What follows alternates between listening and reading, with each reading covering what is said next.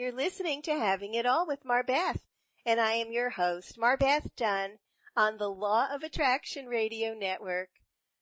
What if you were successful living that amazing American dream that everybody wants, but you were miserable? Your life was all wrong with the wrong man and the wrong profession. What do? Our special guest today, Dianne Bischoff James, is going to tell us that in just a few moments. She's an actor, an author, an entrepreneur, and she helps others recognize and connect with their personal power and potential. She is a dynamic motivational speaker, a broadcast personality, and an acclaimed performer. She encourages audiences to create a reality that's prosperous, deliberate, and meaningful. She is no slouch. She graduated magna cum laude from Northwestern with an MS in Integrated Marketing Communications. She has a BA in Psychology. In '95, she launched Core Marketing Solutions, which is a branding consultancy located in Chicago, and she has received multiple awards. And despite her business success, she was not a happy camper.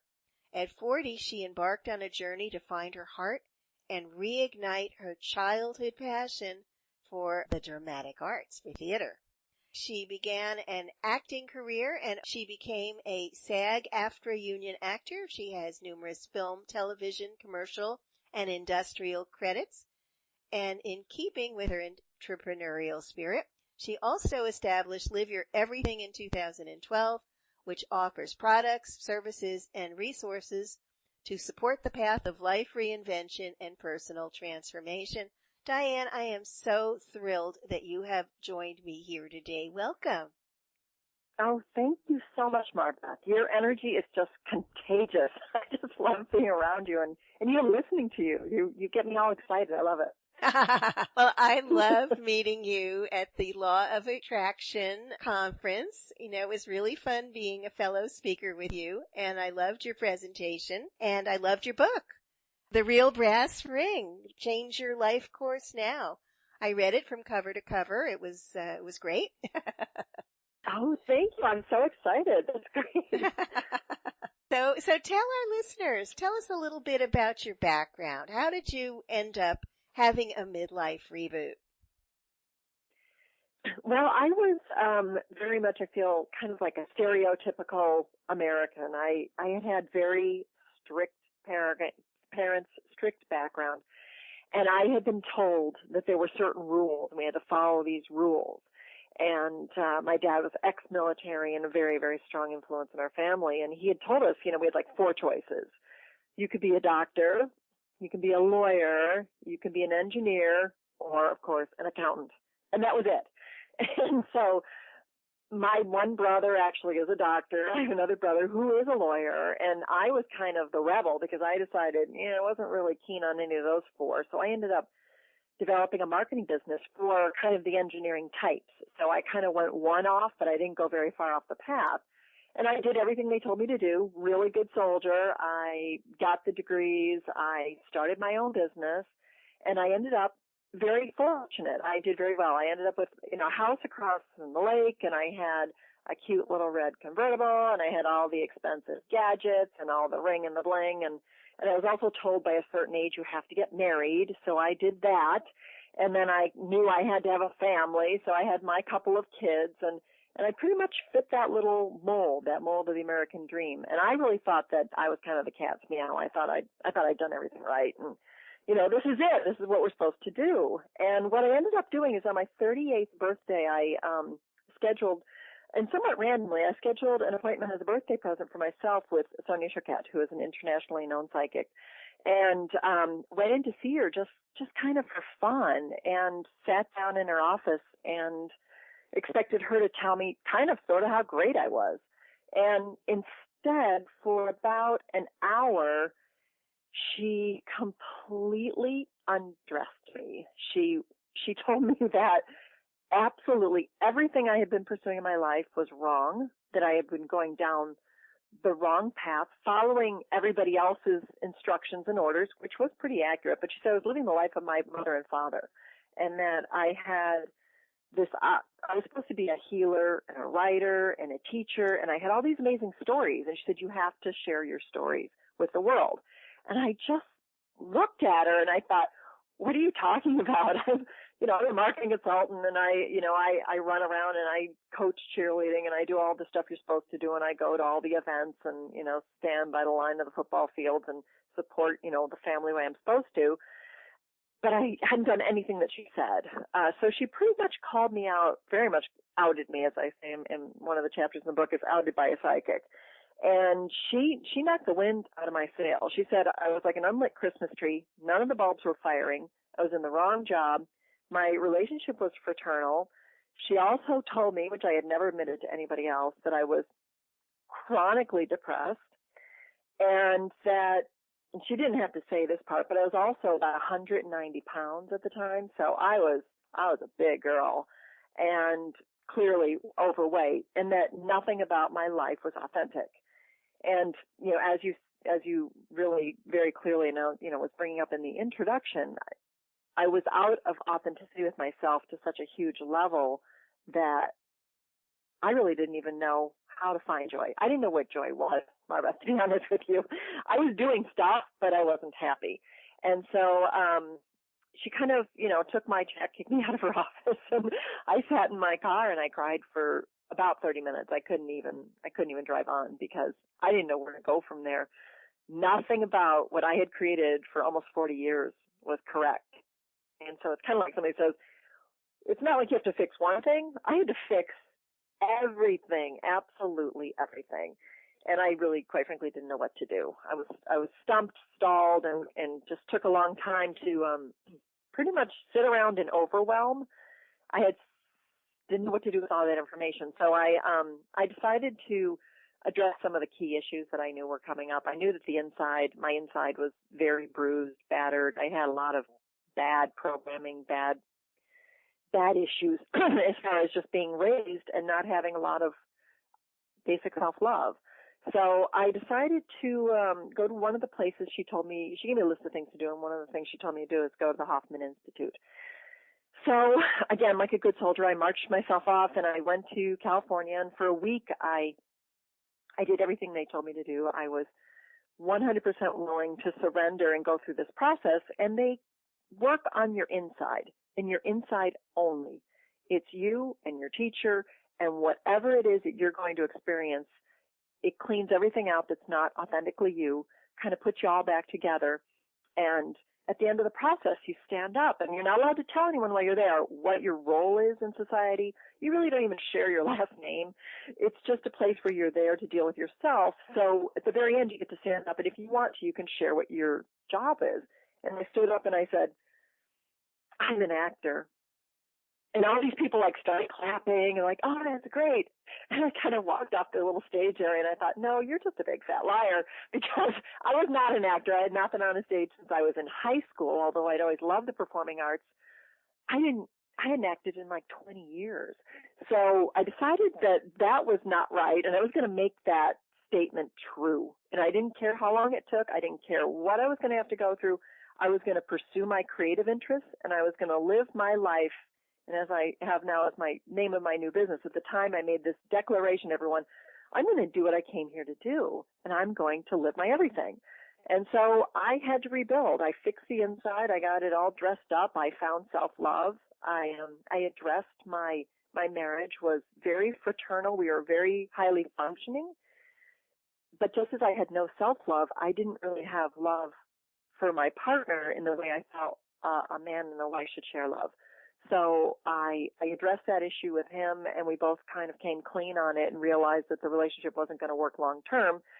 We became separate. I got to keep the big house for a while though, because I loved my little mini mansion and I wanted to stay there. So we lived like a parallel path. We both were separate but in the same house together for several years. Experienced singlehood. I lost 50 pounds and started an acting career and started shifting and sat myself down because she told me to write every day, and I didn't even know what to write. I wasn't sure what I was going to write about, but I thought, well, she said I have stories, and I'm sure I do. But as I was going through this process of rebooting, I started to record my stories. I started to record everything that happened to me in this process of being undressed, having to come clean, and then having to redress myself and reboot in a way that I felt would be 100% me from beginning to end. And that's what the book is about. So it took 10 years. I mean, it took a long time, but I changed everything. I became a SAG actor. I wrote the book, and now I'm doing public speaking and workshops to help others reboot their life. And you're a size 6 too. I am. I'm very fortunate. The weight fell off as I started acting and dancing on stage, and I just think I wore the weight as like a shroud because I didn't want to be seen. I didn't want to see myself, and I sure didn't want other people to see me. And the minute I decided that I was a good person and I had a big heart, it just fell off. I mean, it was really beautiful. It took like 2 months, and since my third child was born, I haven't. In fact, I've lost a little extra, but I haven't gained any weight in like 12 years. So very, very. I'm knocking on wood over here. I'm knocking on anything I can knock on, but that was my addiction. So I'm very lucky I was able to kind of wrestle it to the ground and just keep tabs on it. And it's something I work on every day, but I don't obsess over it, which is nice. So you actually created a series of rules for yourself. You want to share these with our listeners? Yes, I would be happy to. There's a lot, so I'll probably pick and choose a few. There's 14 rules. As part of my process of rebooting, what I found is that Sonia had given me a list of books, and she said, well, when you leave my office, you got to read all these books. I didn't know what else to do at the time, so I said, okay, fine, I'll read the books. But what I didn't tell her is that I'd already read pretty much every metaphysical book that has ever been put out, because I just love the topic of, I've always loved self-help. I think that's why I got a bachelor's degree in psych, because I was just always interested in abnormal psych as well as normal psych. And so I've read all these books. I've read every metaphysical book. I've read books on intuition and spirit and everything you can touch about knowing yourself and spirituality and metaphysics. And so I decided, since I was a businesswoman, that the best way for me to get organized in my own life was to write these rules. So I sat down and I synthesized everything I had ever picked up from everything I've ever studied and experienced, and I put it down as very clear-cut rules on how to, it's kind of like The Secret if you wanted to take it just in like 14 bite-sized chunks, plus how also things that work. So it's a secret plus. And so one of the rules, the first one is it's all good. And to be honest with you, when I started my whole process and before I even saw Sonia, I had such stinking thinking. It was amazing. Every time I would go out, I think I was always looking for the darkness or what bad things would happen or what wouldn't work in my favor. And the rule of it's all good was actually a huge eye-opener for me. It was the understanding that the universe is abundant. There is everything you could ever want is available to you. And the key to that one for me is, and this is a whole shift in my mind, everything you ask for, the answer is already yes. So if I said, I want to start an acting career. Well, I'm in Chicago. It's a small market here, and it's very competitive. And I didn't have any experience, any background, no resume, no headshot. I said, I want to be an actor. And when I realized the answer was already yes, right when I put it out there, it made it that much easier for me to understand that there is abundance. There is an opening. There's an opening for me. There's an opening for anyone with anything that they love to do. And I started focusing on the yes instead of the no. And that was a huge one for me. The second rule talks a little bit about, I think, just kind of the cornerstone of the law of attraction, which is what you think about, you bring about. Anything you think about, focus on, look at, talk about is coming your way, whether that be on the positive side or the negative side or somewhere in the middle. So I started really retraining my mind to make sure I was always aware of managing my thoughts and ideas, managing the way that I spoke, so that it was always way more on the positive side. And I started focusing on moving up the scale. If I was going to start from, you better not go outside at night because something's going to happen to you, I started flipping it on myself. And I say, no, there's an upside to everything. Oh, no, we're going to go out. We're going to have a great time. Even if I get in late, I'll catch up on sleep later on. Really it's the don't sweat the small stuff. And also to really, really focus on everything that you do want. So every thought that came out started to be more directed. And the third one, for example, is leverage your alignment. I started being very aware of things that were aligned on all four quadrants, whether it be a physical quadrant about body, physical things that I was investing my time with.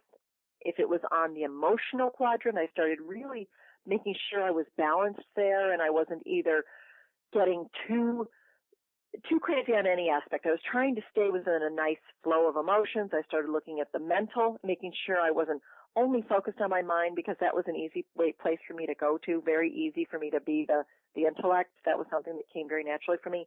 And then also to look at spirituality. It was something that I had never spent any time in. I was too busy doing stuff to ever focus on how I felt or what my essence might be saying to me or what my spirit might be saying to me, or even looking to the other side, like what guides might be communicating with me.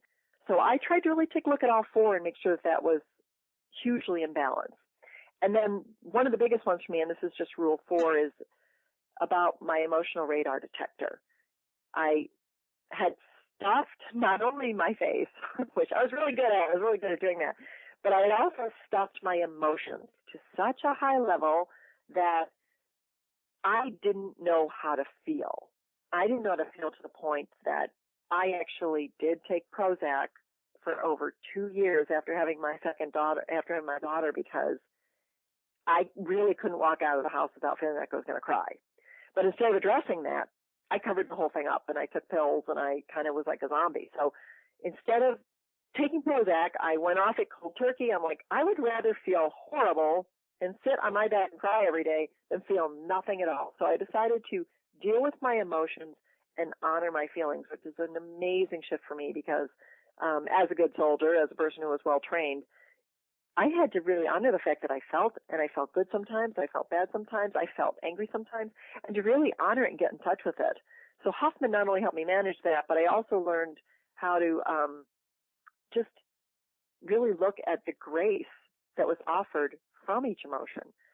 Because anger is a really high emotion. I don't like people, getting angry means that you're active and you're probably, there's something you got to go work at or something you got to address. So I started really respecting how I felt and also coming really clean. One of the whole aspects of this was I had to come clean with myself and also with my words and everything I wanted to do. Because as a stuffer, you're never the one who's going out there to say no to anything. So I had to learn how to say yes when I meant yes and no when I meant no. So that kind of touches on the first 4. I'm not sure if you'd like me to go into more if you had specific questions about some of the others, because I could go on and on. I'm not sure what you'd like me to do. I know you can, and I think it's really wonderful the way that you created a system for yourself to create your reboot, and it's really wonderful. So my question is, did you just pick one at a time, or did you dive in and try to do them all at once? Well, actually, that's kind of an interesting story. The first 10 came to me very early. And a lot of it has to do with everything that, we've been talking about since the beginning of your show. It's about authenticity. And I think there's a lot of our society that is, again, taught us to be kind of inauthentic, work in a box, do everything everyone says. And also, when someone invites you to something, you say yes because they invited you, instead of really touching base with yourself and saying, do I want to do that? Is that going to serve me? Is that not going to serve me? So once you're in touch with all this, it pretty much the first 10 came very easily. I learned how to focus on the end of my story. How did I want this story to end? That was kind of an easy one. I worked on managing my circle. But the last 4, which were pretty significant for me, only came after a trauma. Ooh, there was a trauma in the book. I had, in some of my experiences, as with anyone, when you have to make a lot of shifts, it's never easzy, making a shift from being married to being single and then having to go through single dating life was very, very dramatic for me. And it's a lot of the stuff that you read about in the movies. I met the good guys. I met some of the bad guys. I met the guy who like smashed me into a wall. Of course, I ended that date right there. You know, I had a little bit of the abuse kind of thing going on. And then, of course, I met somebody who had a very, very strong addictive personality. But he was so attractive at the time, and I was so attracted to him that no matter all the rules that I had set up, I put every single one of them out the window, and I went on this journey with this man who was nothing but, I'm going to say, evil in every aspect of the universe, and that it's nothing healthy, it was nothing sane, it was nothing good. It was a lot of attraction and a lot of love, but everything else was the dark side of life. And I went on this roller coaster with him. And the book kind of highlights the whole story. I hear that it's kind of a fun story to read because it's kind of like watching a movie. But after that, I picked up 4 new rules, and one of those, and kind of a basic, is learn your lessons. Sounds funny after I go through the story. In the time, I couldn't see straight. I was in such deep love with this man, but if I had been a little bit more aware of myself and a little bit more keen on what the lesson was of going through that experience, I might have caught on a little bit quicker. That took about 5 or 6 months of my life to go through that lesson. But I got the lesson. And I wrote down everything I had learned from that experience after it was over. And I really chalked it up as owning it. I moved from knowing the lesson, being aware of the lesson, to owning it, to really mastering it. And so I started really writing down my own lessons. And that was a big one for me, because I feel that one of my greatest benefits of being on this planet is to be able to say, yeah, I learned how to love myself. I learned how to really love my family. I learned how to be present. I learned how to make good choices. And one of my best lessons with that man was I learned boundaries. And I had none. I had no boundaries before. Now mine are crystal clear. They never get really pushed, because I think I'm so upfront with what they are that there really isn't enough. I don't really need to relearn that. So I figure that one's hopefully put in the mastered class, and I can put that aside now. And one of the second rules I learned more towards the end was speak your piece. And I got very good at articulating myself in the moment, and always listening to that little crunchiness. There's a little crunchiness. I usually feel it swirl like right below the breastbone. And when I feel that crunchiness, I know that I need to stop. I need to ask myself what's going on, and then I articulate whatever it is that's going on to the other person. Typically, it's someone either asks you to do something you don't feel right about, or someone that said, you know, I really insist on this, but I actually didn't feel that was in my best interest. Even just today, I had someone say, oh, well, we've agreed to do this deal, and here's the 4 or 5 things. And I had to stop and say, no, wait a minute, that feels weird. I said, no, wait, you just cut it in half, and now you want to have the same deal. No, I'm really sorry, that doesn't work for me. My favorite word is now, that doesn't work for me, because whenever I say that, people always go, oh, they stop, and they're like, no, okay, that's no problem. Because when everybody wants it to work out for everybody else, because we're all good people doing good things. So those are my new favorite words, and I started using that a lot, and I feel like tremendous respect and immediate understanding when you say those words. And then some of the last couple newer lessons were about loving my life. And that was a huge one for me. I had the stuff and the ring and the bling and the cute shoes and the Prada bag. I actually did get a Prada bag. It was like $980 this time. I walked around with this bag, and then I thought, wow, I got an ink stain on it. There's my $980 bag with a big ink stain on it.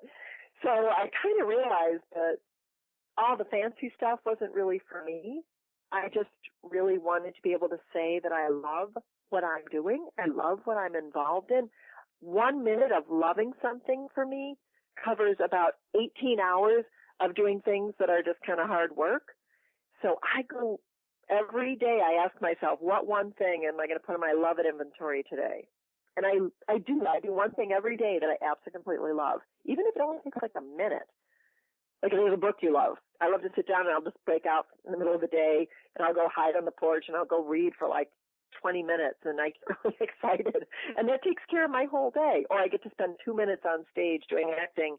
That covers me for like a week. So I really do try to hold on to the aspects of love in my life, even if it's just wearing another cute pair of shoes that I like. The first 40 years of your life were based on your trying to please your parents and trying to be who they wanted you to be. And I know because you're extremely intelligent. You're no slouch. And yet you were not aware that you were so unhappy. You were aware of it, but you didn't want to own it. So do you think that it was because of your family that you chose to toe the line? I'm going to have to say 100% yes to that. And it's not as if the family itself is doing anything wrong. They're following their own rules.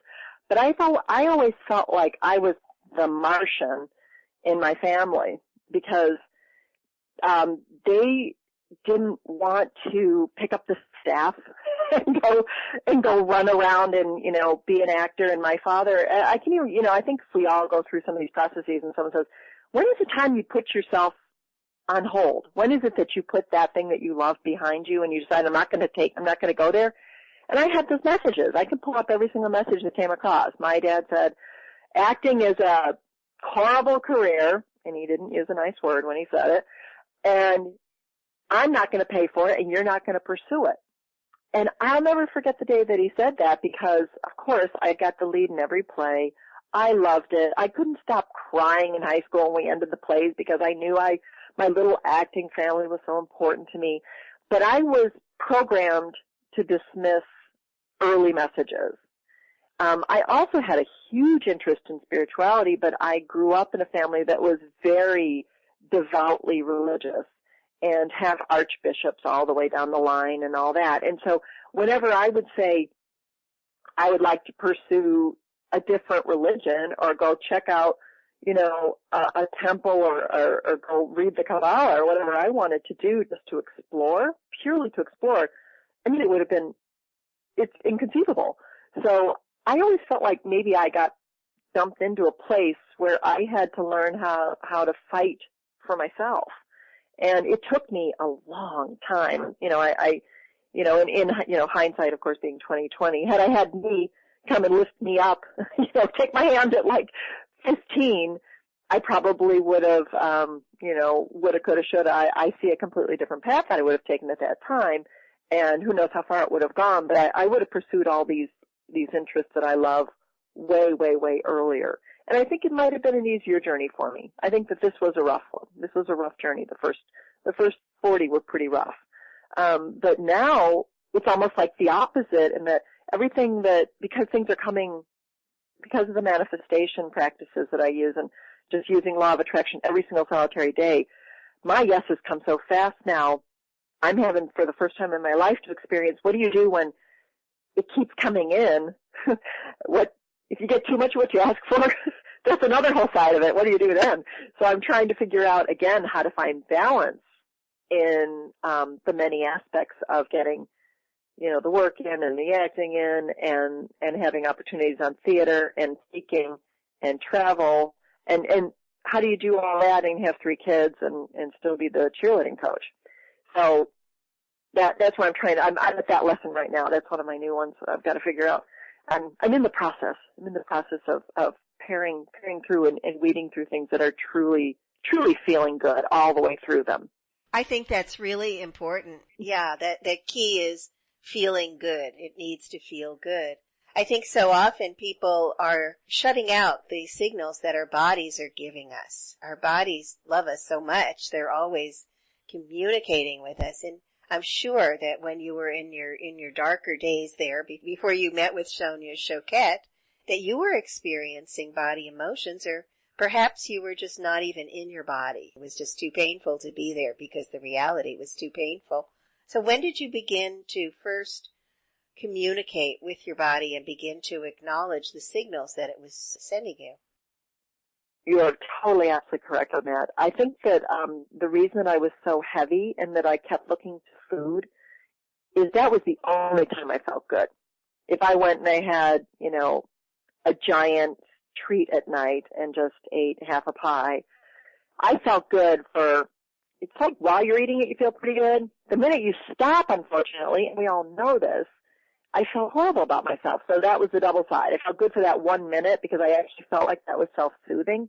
But then on the backside, I had shame and horror that I had just had probably another 2,000 calories on top of 2,000 calories.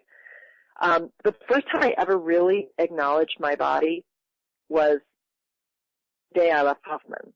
And I think that was the first time that I actually was able to honestly say I was a good person.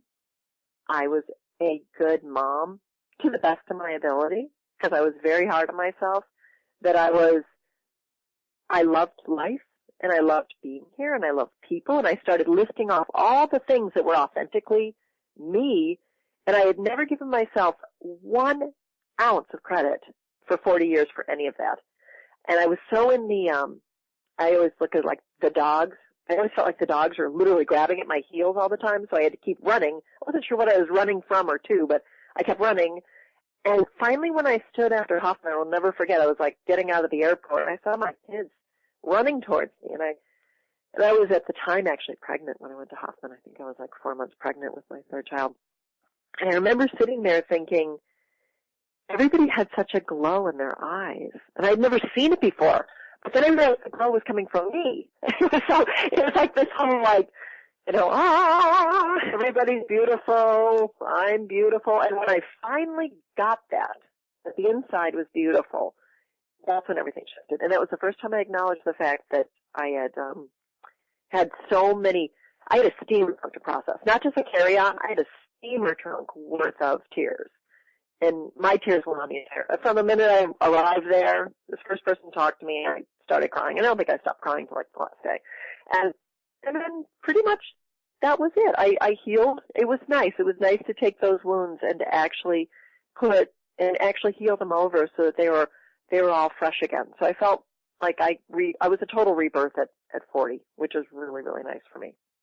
I totally understand, because I was a total rebirthing, had a total rebirthing, but a little bit older. I actually stuck out a marriage for almost 30 years, and and the transformation after that. I was a complete doormat, so I know what it's like to go through a huge transformation, and now I'm in a state of joy, as you are too, because we're living our lives authentically.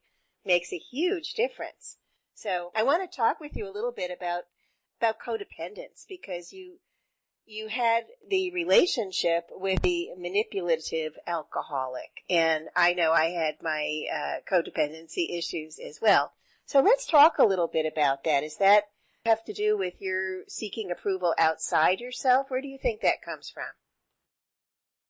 Yeah, to be honest with you, it was a shock to me, because as you know, I went up all this education, and I was so in my brain. I was able to be so left-brained.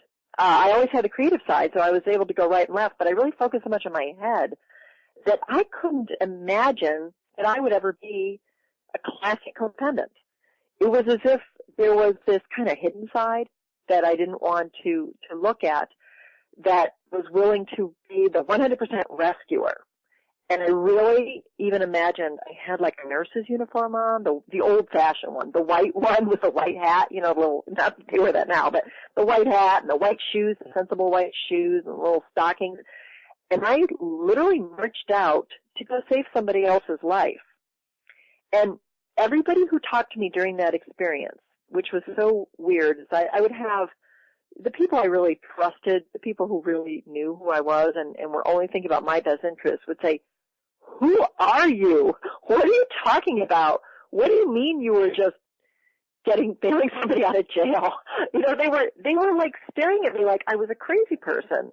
And so I think that this was the part of me that wanted the love at such a desperate level that I would have done anything, because I'm capable of doing it. I would have done anything to fix his life. And through that kind of painful journey, I realized that codependency is classic, actually. CODA, the organization that's part of, Codependence Anonymous, they printed out a list. And I, of course, thought, well, this doesn't apply to me. Why am I looking at this list? And I get this whole list, and it lists all these phenomenally interesting qualities that adult children of alcoholics have. And one is that, you're always trying to make sure everybody in the room's okay.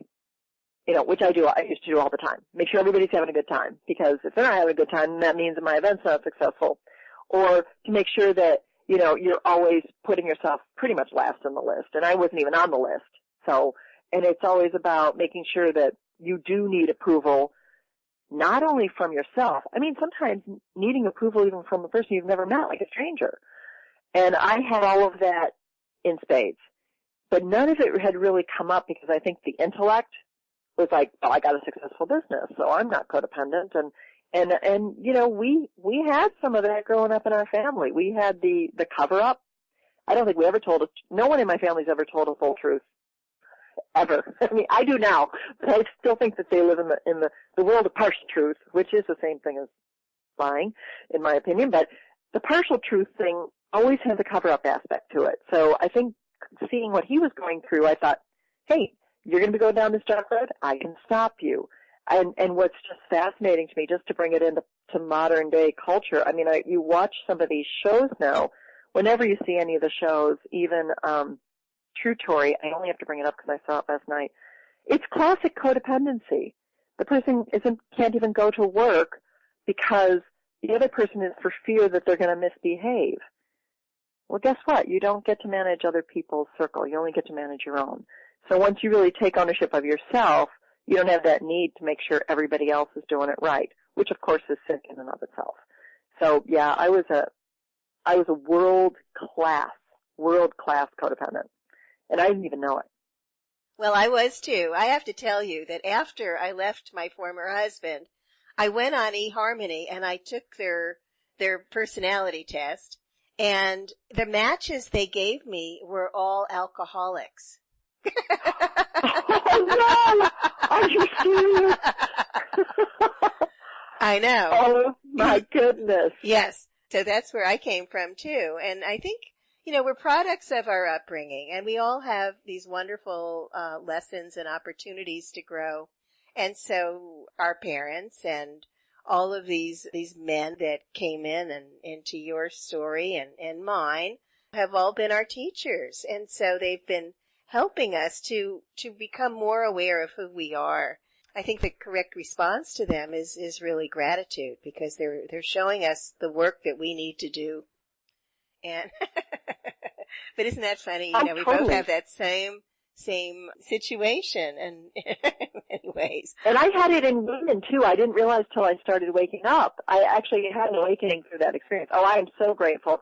And I appreciate you bringing that up, because as painful as it was and as hard as it was to go through, I learned more from those 6 months of my life than I think I'd learned really in, 42 years before it. So the lessons come in abundance, in that aspect of abundance. Not that it was super easy to go through, but what I started doing is I started realizing that I had been tracking on with a trail of people who had a lot of addictive issues, and they loved me. Just as they might have loved you too, I'm not sure. But they loved me because it's like a lock and a key. Their need for someone to be capable, dependent, capable, strong, and to manage things is the same need that we had for someone to be kind of reckless and always looking for another person to take care of. And so it really is lock and key. And when you change your lock, it's really fascinating how other people don't come in to fit it. And I just changed my own lock. I was incredibly grateful because I learned so much. I also did find massive capacity for my heart to open up. So I thought that was also the real positive aspect of it. It was a very loving experience. And that was something that I had not had for a long, long time. So that was kind of the beauty aspect of it too. Of course. And I think it's important to have compassion for yourself no matter where you are, that it's all perfect, it's okay, and you're moving forward. As soon as you start to become more aware of yourself, they call it the Heisinger principle, where you start to notice, and as soon as you notice something, it's already changed. Just by your awareness, right? Right. So, give yourself so much credit for what you've done. You have really chronicled your journey, and you have left a roadmap for other people to follow. I think it's fabulous. So which of all of the different rules that you created is your absolute favorite? Oh, I believe, and my favorite changes a lot. It's funny, it's like choosing ice cream or something.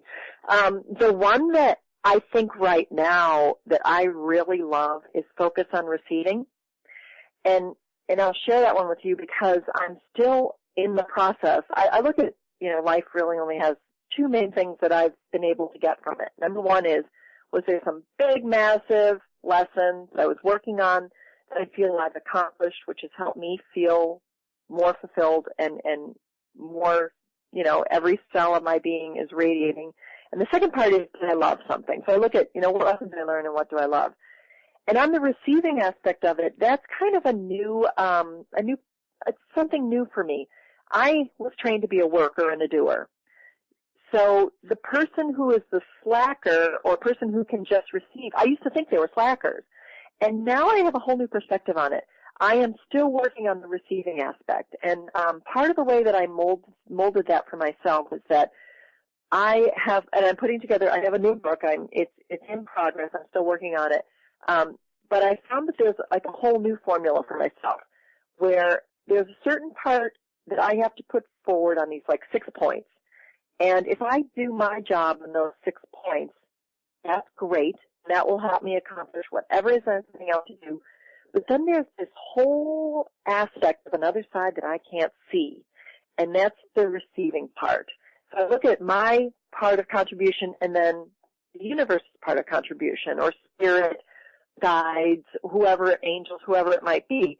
And now what's really kind of fun is I have a lot of conversations with them now.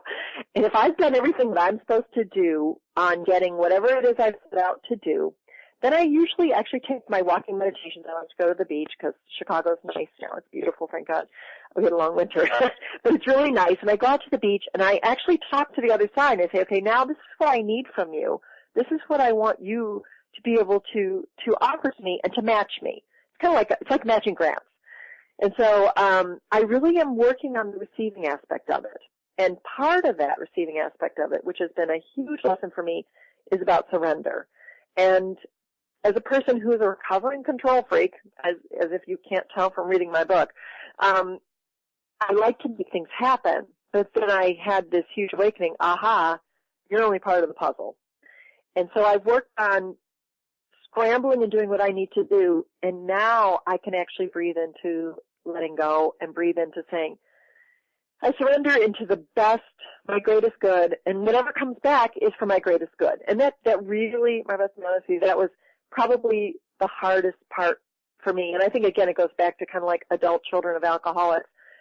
I think we're trained to want to control environments because sometimes mine was terribly chaotic and aggressive and in many ways emotionally abusive. I think that's, so as a kid, you learn that as a coping tool. If I control everything and keep everything okay, then nothing's going to go wrong today because you don't really know when things are going to go. Rageaholicism is going to fly off the handle. So I did a lot of that to manage my world, and then I finally had the beautiful awakening now, probably turning 50, that, guess what? Surrender feels beautiful. Surrender feels right. And almost every time I turn into surrender, my answer turns into yes a whole lot faster. So that's one of my newest aspects that I'm really working on for my own personal journey. Beautiful. I find that many women have a difficulty receiving. We're good givers. I had this as well. It's very difficult sometimes to receive. There's the question of I'm not good enough, I don't deserve it, and there's a level of discomfort, and I think that you tapped into something that's pretty universal. Another thing that I wanted to comment on, the surrender. I feel that you moved into a higher place because using the law of attraction, it's very much about, coming from an ego place and creating. I want this and I would like that and I want this. Whereas from a place of allowing, you're co-creating with spirit. And so you sit back and say, yes, bring me what's good. So you can have your desires, it would be really nice to have that, but you're not attached to it. Because I think also that attachment creates the the wall that can very often keep it from happening, keep you from bringing it in. And I know you're really good at manifesting. I am too. I'm really good at manifesting, but I like to sit back and just allow what comes in as well. I feel like I think it's a higher law. That's just my personal preference, but that's what I think. Oh, I couldn't agree with you. I couldn't agree with you more. I couldn't. I think it's probably the latter part of my journey. So it's newer for me. And it is really it's really a lovely aspect of it. And I'm still learning about it. I think because I worked awful hard to, like you said, from the ego perspective, to work it, and it's so much easier to allow it. So I think it's really a nice balance when you get there, and I totally agree with you. I think it's a much higher level, and I think it's also gets rid of, speaking of the owning and wanting to hold on to things, I got rid of the mini mansion and started really scaling back on purpose, very much intentionally, because it was so much work to try to maintain it that it felt so much better to just be at peace. And I found it so much to keep that little shell small felt much more peaceful to me. Because the more I created, somebody had to keep manifesting to make that happen, and I just didn't want to go there anymore. So the it's not working for me thing is hugely alive in me. If something doesn't feel right, or if I don't want to maintain X, Y, or Z, I completely let it go. So I agree with you 100%. And I love that you are continuously moving forward to fine-tune your life, your experiences, and what feels good to you. And look at you living the life that you've always dreamed of and didn't even know it. I thought she was crazy when she said all that stuff. I'm like, what book? I haven't written anything. Yes, I was saying that. All these things. And I was looking at her like, are you taking something? Because I don't do anything that you're talking about. But now, actually, I kind of laugh because I did speak to her, actually, about 6 months ago. I was like, it's funny. I said, you started this whole thing, and now look what happened to me. It's all happening, and it's so much fun. Thank you. I was like, oh, thank you a million times over. So now you've created a program for Live Your Everything. You want to talk about that very briefly? Yes, Live Your Everything. It's new, and it's a website that I am hoping to continue to evolve and grow, and it is designed for a sanctuary for midlife transformation, and we're just starting now. We're going to have inspirational music, quotes, and resources. One thing I would love to do for my future is to become an integrator. I love testing products, finding speakers, finding materials, books, education, anything that helps people move towards their own self-fulfillment. And I would like to kind of have myself to offer this as a depository and a resource for other people. So we're just starting to collect information and, to share like your beautiful program with people so that more people can find out about all these amazing resources. Because sometimes, MarBeth, either you just talk and I just start to float. I'm like, I just love listening to you. And that's the kind of thing, like, I just want to share that with other people because I think it's so nice when you find either that piece of music or sometimes for me it's like a scent. I have this little breeze thing and I just wave them into my nose sometimes because if I don't want to work on a proposal, it just lifts me up a little bit and it helps me remember that if I invest my time for a little bit more, then we get to be done with it and move on. So that's what Live Your Everything will be. So it's liveyoureverything.com. Beautiful. Oh, this has been so much fun. It's really been fun to share. So the book is The Real Brass Ring, and it's by Dianne Bischoff James. I read it. I loved it. It kept me up at night. I was enjoying it. It's fun. Really, you bared your soul. I think you did a fabulous job. Thank you so much. It means a lot to me. Thank you. Oh, well, I hope you come on the show again. I would love that. Oh, I would love to. And when I get the next book out, I think it'll be a lot of fun too, because we're going to have more tools and techniques for people so that they can help be their authentic self. Wonderful. Do you have any last tidbits you'd like to share with our listeners?